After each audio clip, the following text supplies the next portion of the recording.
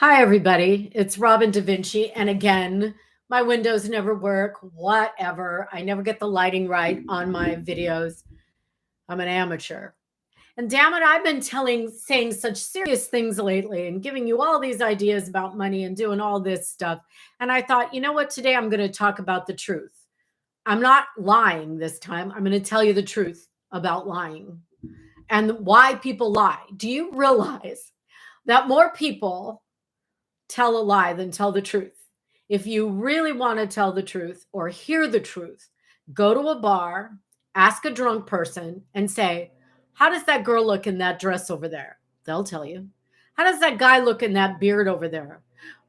They'll tell you. What do you think about Aaron Rodgers and his vaccination issue? They'll tell you. They'll tell you the truth. They will not be inhibited to lie or make up a partial truth. Nothing. They will tell you exactly what they think. And when someone says to you, oh, when they said that they were drunk, they didn't mean it. Oh, yes, they did. And you guys know it. You guys know when you're drunk, you tell the truth. So maybe we need politicians to be slightly tipsy when they tell you what they're really thinking. But anyway, I'm going to go back to the beginning of time for me and tell you that I know for a fact that I was never really told the truth about my dad. Okay. So my mom, no one ever told her the truth because they were afraid of her reaction. So my mother always got like a version of the truth before she would explode. You know those people, you know you have them in your life. So here's one of the biggest lies that we were told as children about our father. Okay. So my dad, our dad, but my dad, basically took off for Japan in the 50s. We were all little, and he had a bunch of kids, and he just went to Japan, fell in love with Japan, and stayed there. Okay. Came home every couple of years. He had presents stacked up in the corner. He was, Father's Day, his birthday, Christmas, Father's Day, his birthday, Christmas. He'd come back, get, four ties and two pair of socks, whatever. We did this every year. It was a ritual. He'd come in, hated the way we cleaned house, hated everything we did. And, we said, okay, when's he leaving? Because it was really difficult. Now, mind you, my mom and dad were married, but they just lived in different countries. So one time we go to the airport to pick him up, and he gets off the plane and he's walking toward us, and he has a really beautiful young woman next to him, and they're chatting. And so I'm 14 years old. I go, oh, look, my dad made a friend on the plane. And they come and they are, I'm not reading anything, so I don't need my damn glasses. So they come and they come to the baggage claim. And my dad takes the baggage off the baggage claim from the baggage claim, and he seems to be taking hers. I said, oh, that's really polite of him. And my mom is, glazing, over and staring. And so then we go out, and I think, oh, he's going to get a cab for her or something. And then we get in our car, and she gets in our car with us. And I said, oh, I guess we're dropping her off where she's staying because now she's in the car. And so we drive and drive and drive and drive, and we drive to our house. And she's still in the car. I go, what is happening? So then we take the bags out of the car, and we take her bags out of the car, and we go up to the house. And I guess my brother was just totally disinterested, and my little sister, went to the room, and I am standing there freaked out. And my mother is honestly stone cold staring and going, what is going on? So my dad introduces her as his secretary. Okay, that's the first lie. That is his secretary. The reason that we knew it was a lie is because he had no job. So you can't have a secretary. I guess you could. I guess you could have a private secretary when you don't have a job, right? So anyway, so we come in, and it's kind of late, and I'm going, what is happening? And I am the curious one of the kids, so I'm going, Mom, what is going on? Dad, whatever he says, introduces her, and I said, okay, is she staying? And the answer was yes, she is staying. So so we go to bed, and my mom and dad get in bed. They had a fold out in the living room, a fold out couch. And she unrolled a bamboo mat in the dining room and slept on the floor in our dining room. Now, that's the first night. So I'm laying in bed saying, wow, this is very, very strange. Now, I was a relatively naive kid, teenager. I wasn't one of those worldly girls. So I wasn't quite sure what's going on. Get up the next morning, and this lovely woman has made coffee for my dad. My dad's sitting there smoking his cigarette. My mom is getting ready for work, or it might have been a Saturday, but she was getting ready. And there we all are sitting together. And so word got around the neighborhood, as you can imagine, what's going on at their house. Mind you, we were already the controversial house. They were married, not living together. We were latchkey kids. Everybody, almost everybody in the neighborhood was married, going on vacation, 2 cars, owned their homes. We were renters. We were sort of the broke family in the neighborhood. It was a nice, diverse neighborhood. So we really, everybody was basically blue collar, but we were the odd ones. And then this beautiful woman is outside with us, and she would take walks, and everybody in the neighborhood, you can imagine, all of a sudden all the dads, husbands were mowing their lawns, doing yard work that they hadn't done for weeks. They were out there going, who is this lady? The guys on the block thought it was the coolest thing. The girls on the block are going, whisper, whisper, whisper. The wives were all righteously indignant that there was this woman staying in the house. I mean, a lot of them really never saw my dad but once every couple of years. So this was a huge thing on every level. There is nothing about this that was in any way explainable, to me. So before this, and I want to set this up because I want you to understand why this was just crazy. For the months before my father showed up with this beautiful lady, we had gotten many Japanese presents. We had gotten those white tabby shoes where your toes are inside the shoes. We had gotten hair clips for our hair.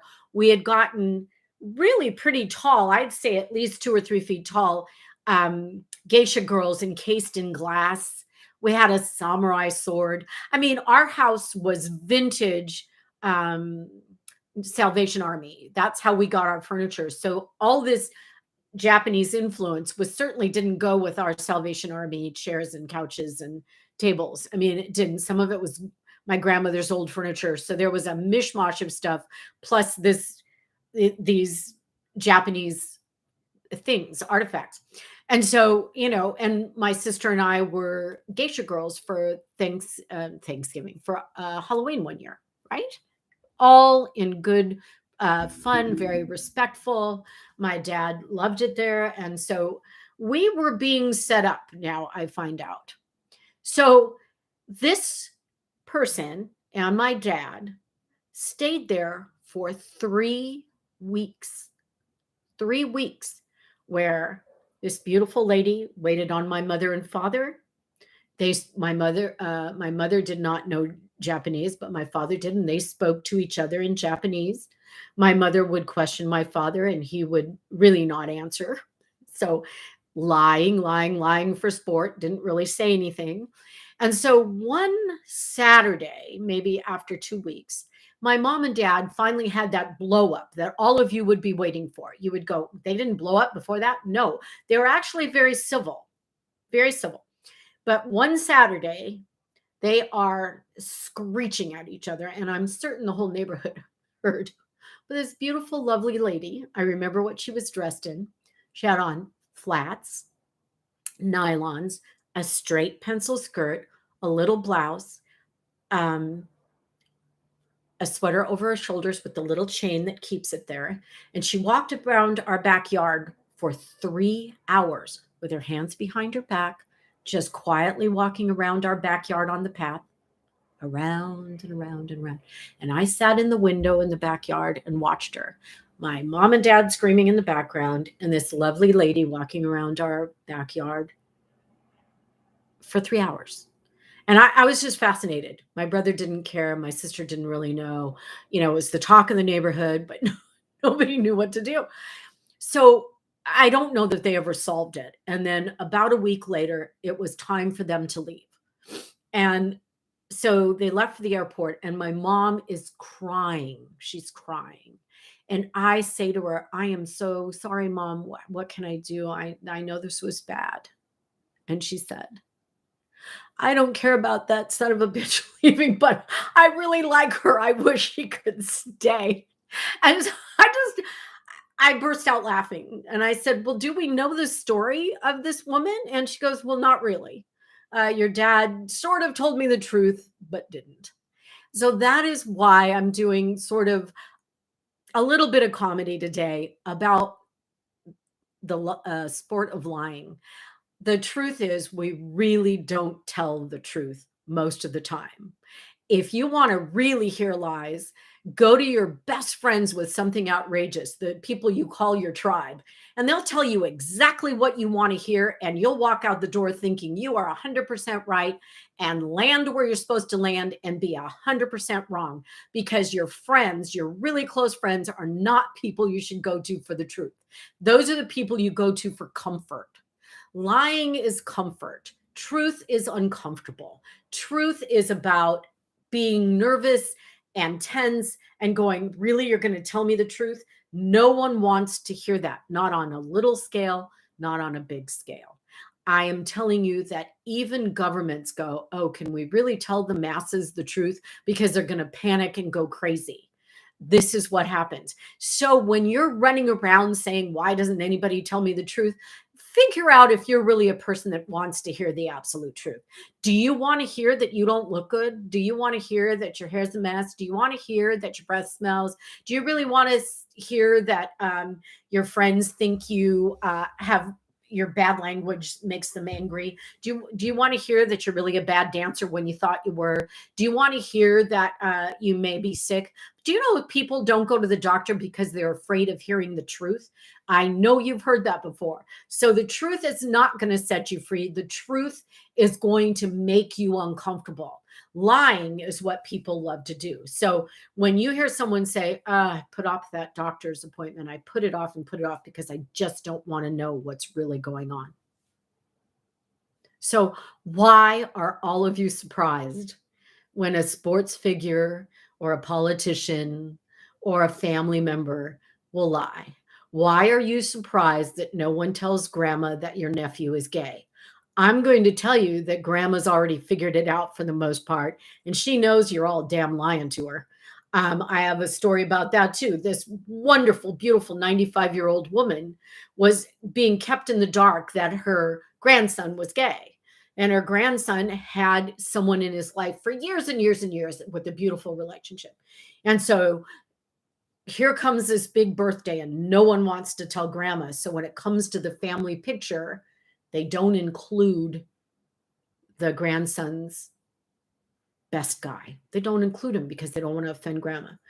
Grandma stops the photographer, calls the guy over, says, stand next to your boyfriend, please. This is ridiculous. And everybody goes, oh, grandma knew? Yeah, grandma can take it. I'm a grandma. I can take it. Stop.